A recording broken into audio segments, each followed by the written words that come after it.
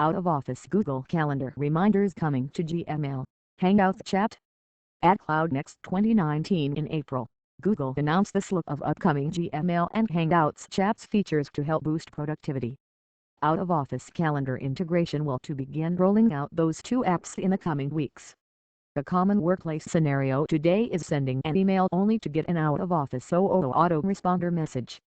To cut down on that occurrence, Google will better display your reminders to coworkers. However, this requires that you know scheduled downtime and absences in Google Calendar. In Gmail, the beige banner will appear at the bottom of the compose screen after you enter an email address. It notes their full name and when they're expected to return. An identical notification will also appear at the bottom of direct message threads in Hangouts Chat.